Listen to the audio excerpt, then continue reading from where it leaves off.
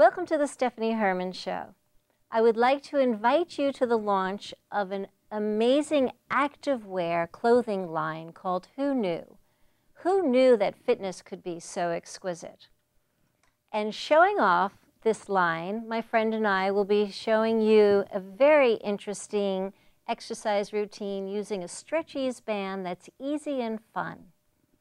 And then I'd like to tell you about this wonderful exhibit I went to called Rudolph Nureyev, Life of Dance.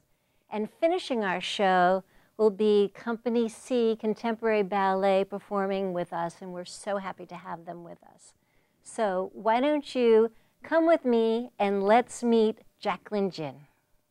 You know, who knew active fitness wear is the most comfortable clothing that you could imagine, and it just moves so lovely. And here's the CEO and founder, Jacqueline Jin. Thank you so much for coming here. Thanks for having me, Stephanie. I want to know, you used to be a banker or a lawyer first, and then a banker, and now fitness activewear. How did this all evolve?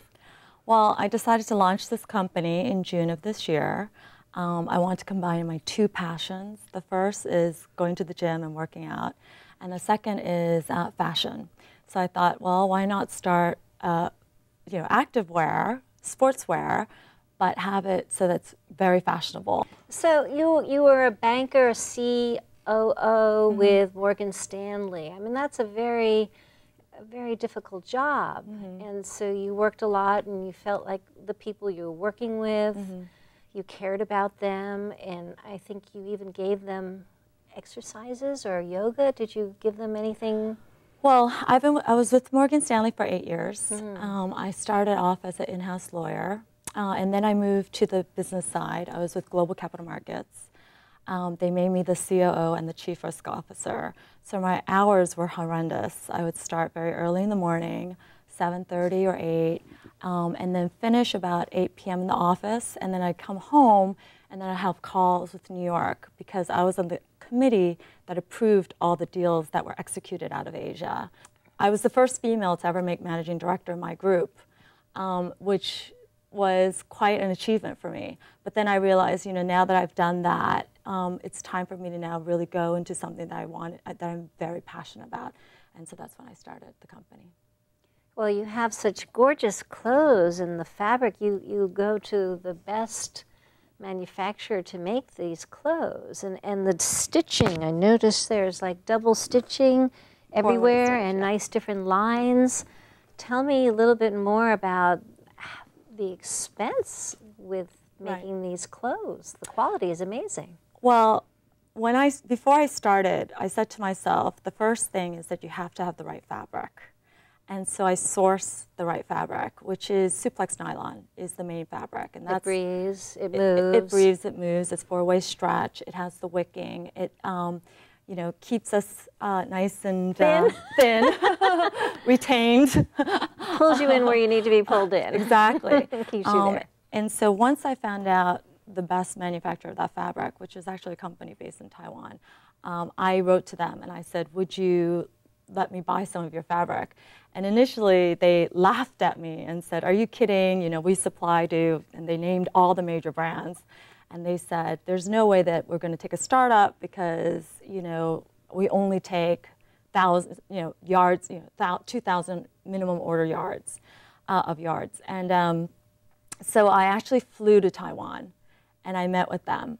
And I said, charmed them. I charmed them. And I said, this is my passion, this is my dream, and I really need the fabric before I can start. And for whatever reason, they really liked me, so now I get all my fabric from them. So once I got the fabric, then I knew that I could start. And then obviously the second step was finding the designer, then getting the manufacturer. So I wanted to make sure that if I'm going to do it, I'm going to do it right.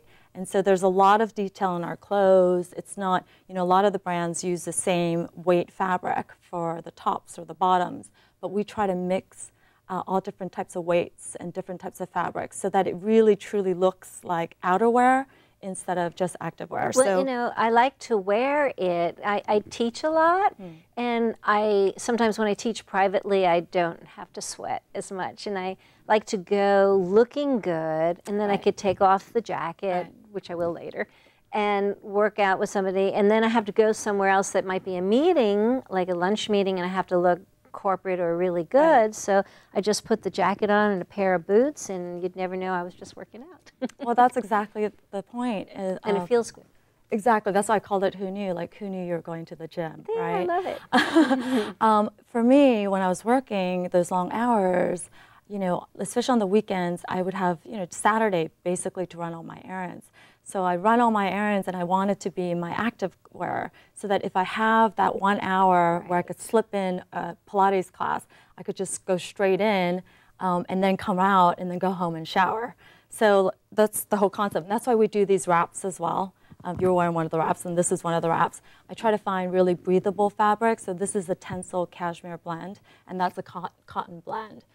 So that you can just put it on, take it off, you know, because a lot of women don't like to show their arms, and you know. But the whole concept is, it's an outfit that you can wear anywhere, right. Even the subway. Right. And no one would recognize it as activewear. And you have different names for different lines. I think, am I wearing the romantic line or something?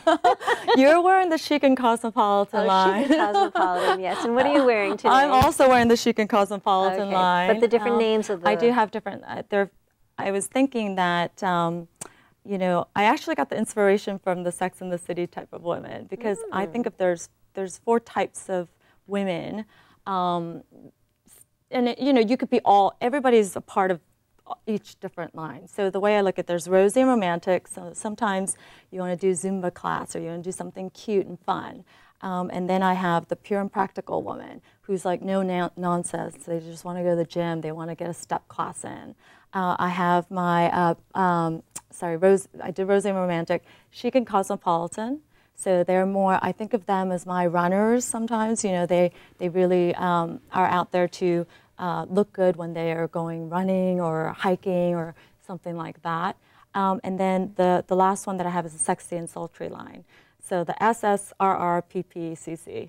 What's really wonderful, what you're wearing right now, the Make-A-Wish, let our audiences know about Make-A-Wish Foundation, how you're donating to the cause. It's a wonderful story. Okay, so one of the things that I'm very passionate about is giving back. I've always done that, and I felt that with this company, I want to start from the very beginning to instill that into the culture of Who Knew. And what I decided to do is every collection will earmark one top or bottom to a particular person. And this top, I call this the J-Lamb top, because it's named after a boy named Jackson. He's 10 years old. I found him through Make-A-Wish Foundation, and his wish is actually to have a Braille computer because he's blind. He's been blind since birth. He had retinoblastomia, which is basically tumors behind his eyes. So they detected it fairly late, so as a result of that, he's blind. And through the proceeds, I'm giving $3 away for every sale, and then I'm also matching that, because actually the Braille computer and the software is quite expensive. It's much more than people would believe it to be, and hopefully we could get him that for Christmas. And each line you do, you donate towards a different cause, and you meet with them. Right. So it's not just, okay, here's our money, but you really heart to heart get to know who it is you're giving back to, which is really wonderful. And you got water in your eyes now. I know, it's such a wonderful story. Well, I think it's important to make sure that you know who you're giving to, and sometimes I feel that when I give to a big organization, a big charity, you may not necessarily know where it ends up. So here I wanted to really find people that really needed it. And in this case, it's Jackson. And I did meet with him, and it was amazing. You know, his mother was there. She's actually quite young, and she had tears in her eyes because, you know, they live in public housing estate. She clearly can't afford the computer for him, and you know, unfortunately, children that have retinoblastomia also have a high chance of getting cancer later in life as well. So, you know, I feel we just want to make sure that he enjoys, you know, this year, next year, and many more years to come. That's so sweet. Jacqueline, thank you for Oh, you're being welcome. here. You're a delightful woman. I love your activewear, and lots of luck to you. Thank you. Thank you very Stephanie. much. So as promised, this is the toy that I was talking about, the Stretch Ease band, and it's called Stretch Ease because you will be able to stretch with ease, and it is a full body band that I'll show you later how you will fit into this band, and it gives you feedback on which muscles that you need to activate for proper alignment and proper movement. So this band has been developed for mat work, which we will be showing you now, just a little excerpt with our Who Knew outfit. And you'll see how you can really activate the band lying down with Stretch Ease, and how elongated your body will be and feel in this wonderful Stretch Ease band. So today I'm also going to show you how you can activate your muscles in a standing position, because you do go through life standing. And to help me is my dear friend Jill Andre. Thank you so much for joining us today. And we're going to be demonstrating how you find your rhomboids. Now, if you are going to hold your arm up and you wanted to use your shoulders properly, some people might have your shoulders up because they don't really quite understand that when you use your arm, it's coming from your shoulder blade in the back, the rhomboid. So if I wanted to teach you how to find your rhomboids, which help you move your arms, I would say, well, let's give it a try with the Stretch Ease band. And I have Jill to also tell us what she's feeling during this exercise demo. So if you gently shoulder circle till you feel your shoulders fitting into your back, and you will feel a little tension if you push out. And as you push out, you can let your abs go in at the same time. It's a bonus. And here. breathe. And, oh, yes, I forgot to breathe. And do you start to feel where your shoulder blades are connected into the back? I do. It's very different from my usual keyboard posture, which my shoulder blades are very disconnected. And there's tension, absolutely. But it's good, healthy tension Yes, that you're yes. feeling. So good. So if we take it to the next level and you bow down as if you're serving a turkey in Thanksgiving, and you come up slowly, you keep that stability. And so now you feel stable in your upper torso, and then you feel stable in your whole body. And then if you lift it up, you've got to keep your shoulder blades down in your back, and then you put it down. And relax it for a second. So if you're cold, you can also put it on you, and it keeps you warm, and that's your mink stole that is not made of mink. And if you put your fist in the middle of it and you push out, There's it's that like, resistance. I'm about to fly. Yes. So you get a little tension, and again, you bring it a little V in front, and now you can actually feel your lats in your back, your shoulder blades, and you can bring your rib muscles in, and you do the same thing, and your back gets support by pushing against the resistance. Normally, I'd be slumped over in that position, but this makes me hold myself upright. Oh, Yes. there you go. So how do you feel if you just move your arms? They can just flail about and go any way. And I would use those if I was going down and to balance me, but it wouldn't be a strong balance. It would be So you wouldn't feel connected as one whole person. No. You'd feel like maybe four. at least, yes. But if you just hold your arms like this now, do you feel where your shoulder blades are because this band just educated you? Yes, they're warm and a little tired out, so Okay. I used them. Yes. So let's take it to the next level now that we're so advanced. We just want to demonstrate a little bit more. If you bring it above you and you go over to the side, and then you make a full circle as you bend the knees, and your shoulder blades are around, in, and you drop down. And what happens is, because everything's in place, it's forcing you to what? Find your core. And your abs. Your abs. Breathe. Good. But this turns into a cocoon. And you put your shawl on, and you gracefully step into it.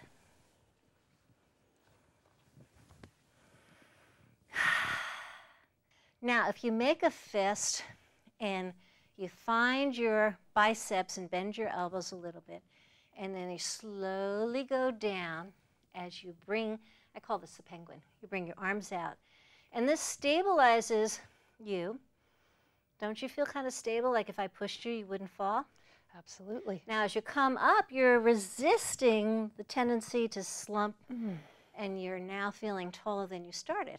And drop it down, hold that position, and slowly come up. So let's get even more difficult, and let's take one leg out and find our opposition, because again, in life, you are working with a stabilizing side as another side is doing, walking. If you're walking, one side stabilizes you as you step over, or if you're dancing, one is the stabilizing side as you move the other. So this stretchies band helps really teach you how to activate your opposing side. So if you stand in this position or just bring your leg to the side, it forces your shoulder blade to go down where it belongs. There's that constant feedback of putting my shoulder blade back where it belongs. And it connects your upper torso, and it also actually connects the hamstring buttock connection. So if you let your hip go out and then you bring it in, you feel more together. Yes. Now, let's just show them how together you are. Let the hip go out. Okay. Bring it in and feel how together you are as you lift the leg up and smile for the camera. Yeah. Good. Thank you, Stephanie. Thank you, Jill. Thank you. For those of you too young to remember, Rudolph Nureyev was the Soviet Union's leading ballet male dancers in the late 50s. But he was also an outspoken dissident, so much so that he was never allowed to leave the country on tours. Well, almost never. One day, the company, minus Rudolph, was performing in Paris when the lead dancer became incapacitated. The only choice was to send Rudolph as a replacement. He never came back. Instead, he defected to the West and became world famous. He was, of course, looking for more artistic freedom, but I'll bet he never thought he'd end up like this.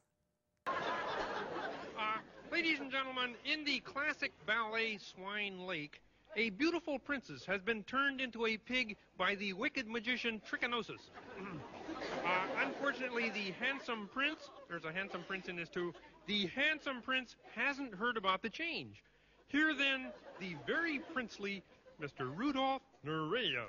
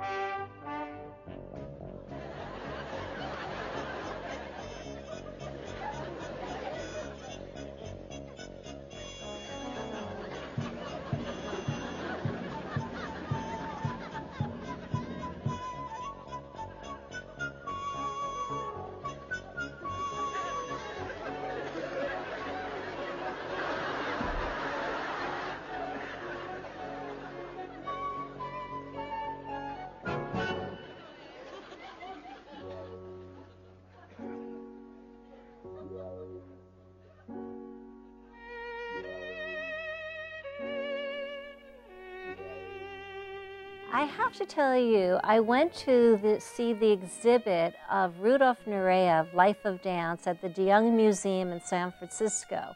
And it's only going to be there till February 17th, 2013. And it is such an amazing exhibit. As you walk in, there's this 20-foot poster of Rudolph Nureyev, and the lighting is around his face like a spirit looking down upon you. And as you walk through the de Young Museum with this exhibit, you can see 50 costumes that he has danced the role of Sleeping Beauty in, or Manfred, or Romeo and Juliet, or some of the ballets that he choreographed. There's different, the mother of Manfred costume, there's the sister of Manfred costumes, there's male costumes, female costumes, but behind some of the costumes, there's just so much workmanship. Like Nicholas Georgiadis did one of the costumes, and just the detail was amazing. And I danced with Rudolph Nureyev. I had the joy of dancing with him, and he was an amazing, amazing dancer, amazing person, and we are so sorry that he's not longer with us. And this is the 20th anniversary of his death. But the de Young Museum is actually collecting stories from different people who have danced with him or whose life has crossed with him. And if you happen to have a story you want to share about dancing with Rudolph Nureyev, or you know him, please send it to the address below, and who knows, maybe you'll see it somewhere. But I wanted to share a couple of stories about my life with Nureyev too. And why don't you sit back and just listen to one little story that I have.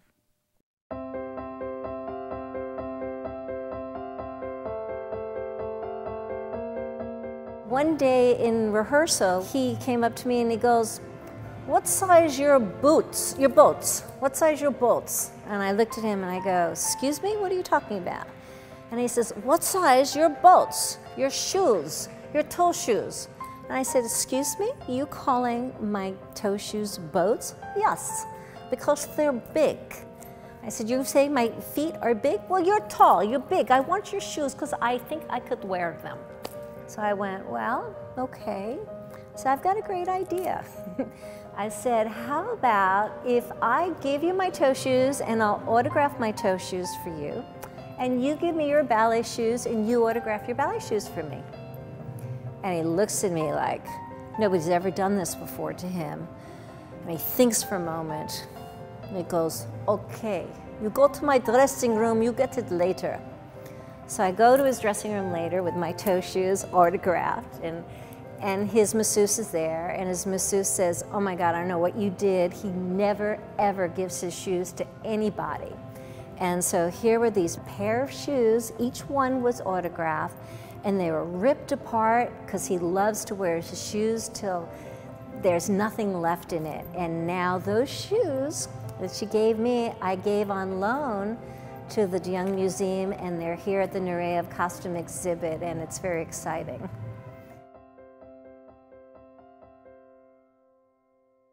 Now we are so lucky that we have Company C Contemporary Ballet, who's been around for 10 years with the directorship, artistic directorship of Charlie Anderson. And this company has a mix of intelligence and emotions, and there's a lot of depth and athleticism in their work. And this piece, which is a very interesting name, I'm going to have to look this up right now. It's Ominous Rumblings of Discontent, and it's choreographed by Maurice Causez. So why don't you sit back and let us entertain you.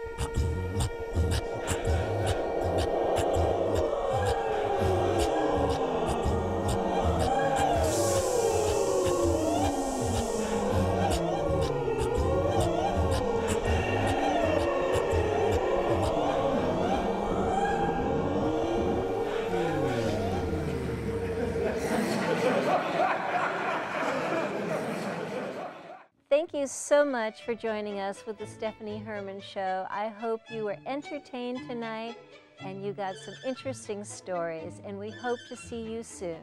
Thank you again.